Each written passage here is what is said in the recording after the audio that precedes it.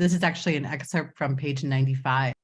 White parents of non-white children can also be very resistant to thinking about racism in their children's lives. You say, my mother has said that she thought the world was changing and they thought that the US would grow into a truly multicultural society.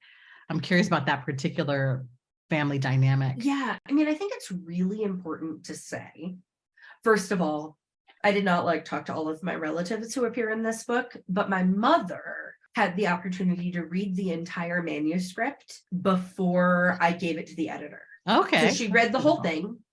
She asked me to remove one adverb. I described her in some places as I'm talking about being told by other Asian women that you can never trust a white woman. And I'm like, a white woman grew me in her body. A white woman took out a second mortgage on her home to send me to college and sat up with me when I was sick and drove from Philadelphia the first time I had to put down a dog when I was 40. Really don't trust this white woman. And I said, even though she has massively failed me at times on issues of race, she asked me to remove the word massively. She said, can you just say I've failed? And she had an explanation for why, but that was just a little bit too much. And I did, right? She's my mother. Of course I did. And why? Also, Strunk and White says remove all adverbs anyway, right? So but that was the only thing she asked. She offered a couple of reflections that she didn't ask me to include, but I actually did. She said somewhere, reading me talk about mentorship, she had no role models for interracial marriage or raising multiracial or biracial kids, right? So but she didn't ask me to say that. She just sort of was musing. And so I think it's really important to say, and she said the book was, her description of the book was that it was hard to read in places, but fair.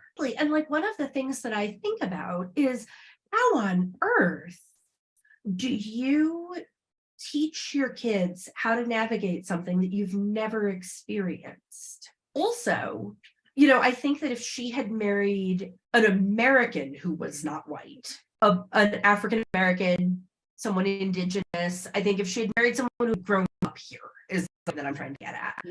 That person, she's had conversations with my father about, for instance, when my father was a small child, he saw a lot of the violence. He was 7 when India and Pakistan, when partition happened.